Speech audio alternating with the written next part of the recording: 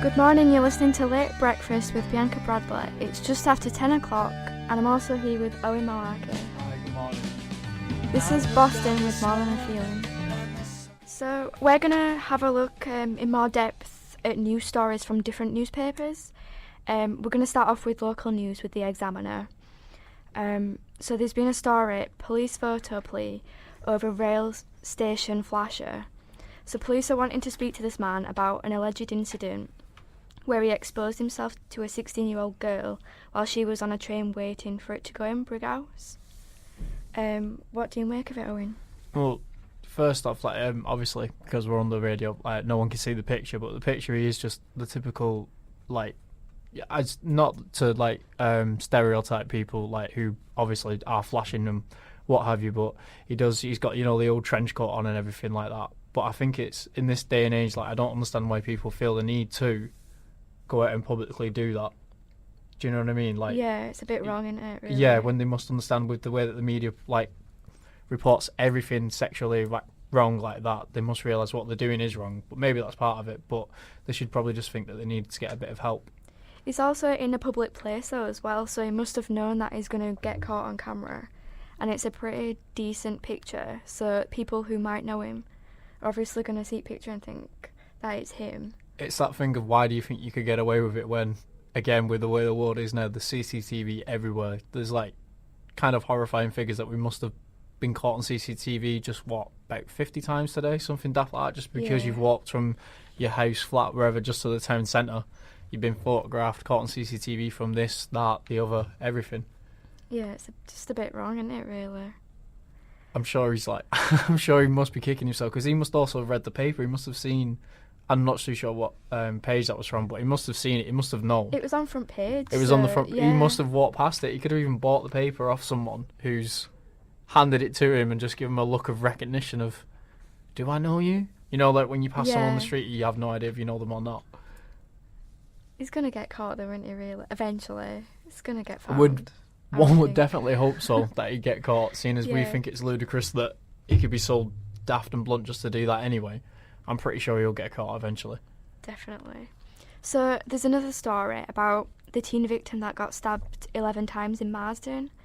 So he was only 19 and he did die later in hospital. But the people that did it, which were Luke Elliott, who's 22, and Anthony Driver, who's 36, they appeared in court yesterday charged with the murder and attempted murder. I mean, it's just, again, shocking, isn't it, really? I feel like maybe like my grandma or something, where she's just constantly tutting at the world's problems to say, what has the world come to? What can I do?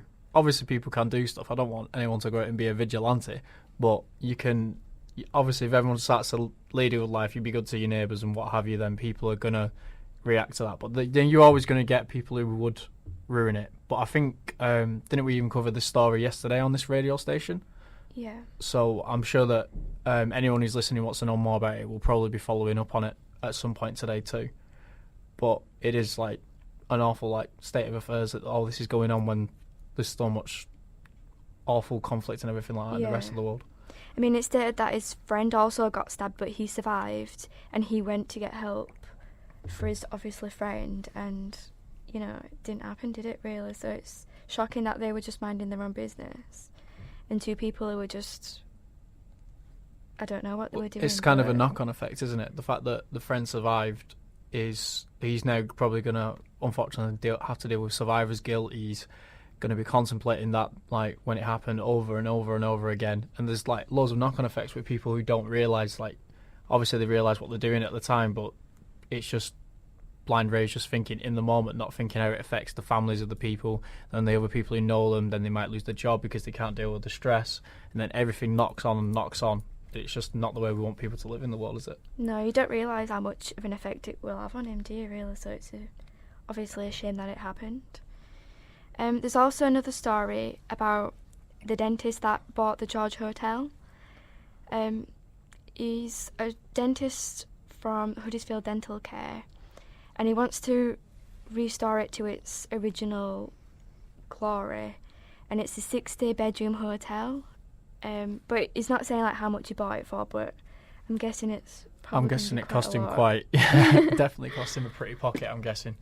Definitely, but I mean, it's a good thing that he's wanting to restore it back to what it was before, I guess. So. But I think the council probably have a problem with it because if one person's taking control over it, like some person who just happens to have a lot of money, I mean, it's kind of him being enthusiastic about where he's living, sure, but then is he going to make sure everything's up to code? Is there not like actual renovation societies that could undertake this task as well and make sure that everything's done properly? And like, I'm not saying that he's going to undercut or anything like that, but unfortunately, in my experience, because he also said that he owns some student housing places, and with my experience with that, there's definite cons that are quitting student housing constantly. But I'm sure, or I hope, that the good doctor, as we can say, is not one of those people. Hopefully not. The final story from the Examiner. Former University of Huddersfield students, they completed a charity trek to raise £20,000 for research into brain tumours. They walked seven of them walked across the Great Wall of China with a personal incentive, as one of the group lost her dad to a brain tumour 10 years ago. So it's obviously An amazing feat. Well done. Yeah, well done. I'm not too sure how long the Wall of China is off the top of my head, I must admit, but it looks really long though. yeah, it's definitely a long thing if you can see it from space, but I'm not too sure how long it is. And I also know that I'm pretty sure that it ends at the sea as well, which is quite. I only found that out recently, and it kind of just dumbfounded me. But seriously, well done to those guys as well, though. Yeah, that's an amazing achievement. We've got a song coming up next by Daft Punk with Get Lucky.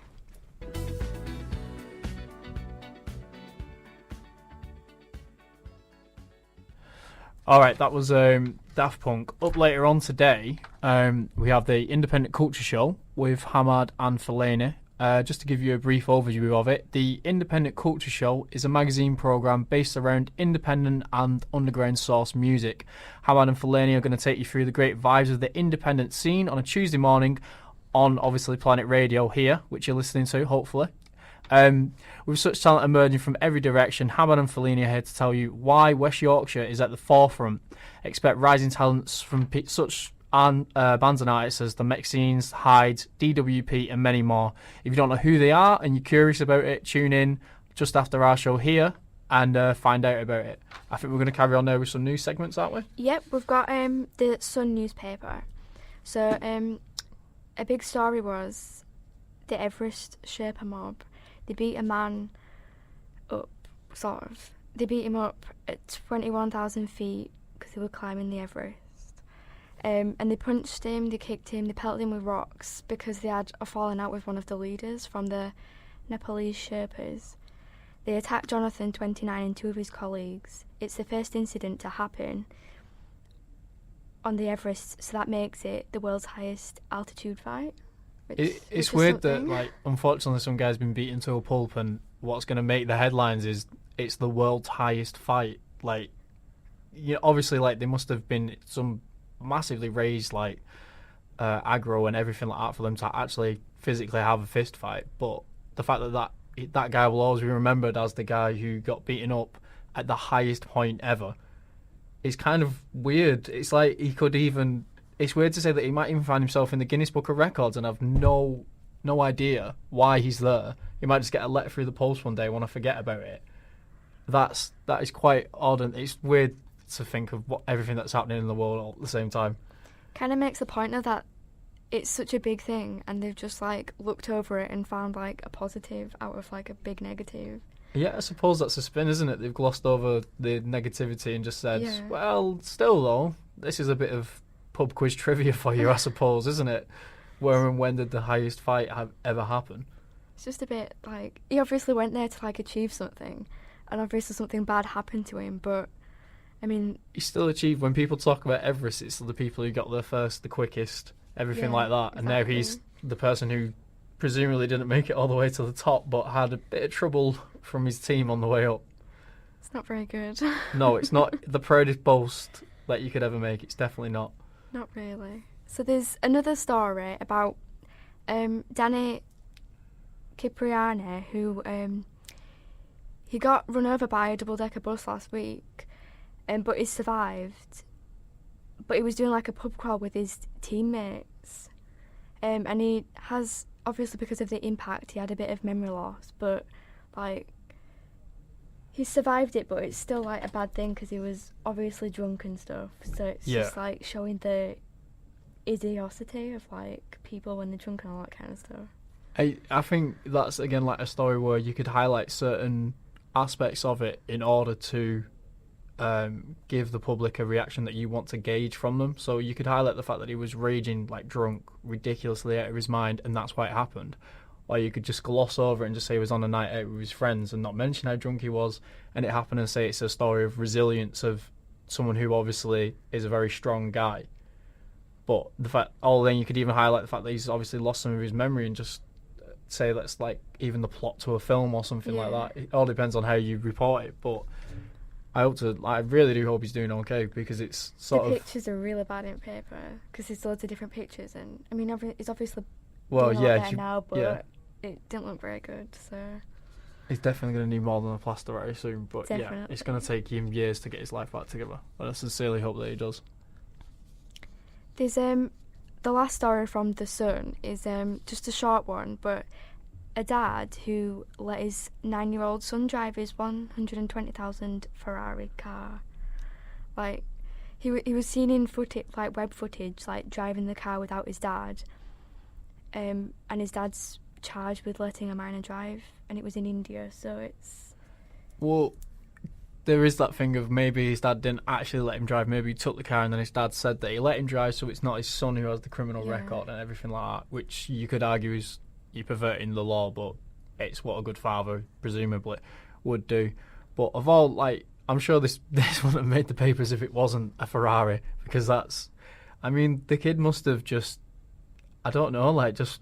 He must have been playing... Oh, I don't want to blame video games, but he must have been thinking, how cool would it be to do that? Yeah. And he must have been the envy of all his friends. He's going to be a very popular kid. He's going to be that kid forever. That Ferrari kid forever, definitely. I mean, his mum said in the paper, like, it was his birthday, so that's like... That's not really... That's not really an excuse. I'm sure, well, it was your birthday. You broke the law to drive a Ferrari. Right, well, okay, fine. Let it slide. Go on. Let him go. Next one. Amazing. I know, it's pretty bad, but well. In the Daily Express, there's been a story about privileged prisoners, and they're going to lose their automatic right to get perks in prison. So they'll be stripped of entitlements such as watching television and wearing their own clothes. And it's going to come into announcement today, so new prisoners that do go into prison will have to wear prison uniform, and they'll get no special perks for at least the first 2 weeks, which I think's a bit ridiculous because they shouldn't get anything anyways. But yeah, it's just like saying it's then just the way that the story's phrased sounds like they're gonna get it all removed completely, but then it's basically, oh, I'm in here for 2 weeks without that, right? Well, I'm going to be in here for a long time anyway. What does it matter? You can then, if anything, spot someone. It'll just mean that you can spot someone who's definitely not been in there for a long time. Yeah. So you then know who's new and who's come in with you and what have you. So that could have further implications, like down the line of then, not, you know, I don't want to get too deep into like exactly what could happen, but you just think that it's like being at the first day of school, and like at our school we always had the year 7s had to wear a different coat to everyone else. So it's like you can spot a year 7 because they have to wear the school issue coat. So it's a sort of, you know that this guy's a fresh inmate because he's obviously wearing presumably a grey sweatshirt and a grey like pair of joggers or something. It's just gonna raise more like questions, isn't it? To, like, yeah, it'll cause more problems than it'll solve, I think, easily. Definitely. The final one from that newspaper, there's been a jigsaw puzzle maker called Dave Evans, and he's spent so much time on this massive like jigsaw puzzle of the Queen in the Jubilee, and it's 8 foot, 19 foot by 8 foot, and it's like 33 montage pictures of her, and just days after he'd finished it crumbled. I really shouldn't laugh at that, but that's not how I was expecting this story to go. I thought like he was going to say like he then realised that he'd been doing it on his living room floor and he backed himself up into a corner. And he realised to get out, he'd have to like either make an entirely leap of faith to cross the whole thing or take it apart. But I feel incredibly bad for the guy. It's a bit. It's so not an odd gutted. hobby. Yeah, you just never ever want to see a puzzle piece again. You just leave the whole thing ever. Like, forget it. Never again. Never Never start want to it. see Yeah. one, won't you? I bet it took him a while as well, so it's Oh such a yeah, he's definitely disappointment. wasted a few rainy Sundays doing that. Definitely. So up next we've got hurt blind I think it's Hurts blind. blind.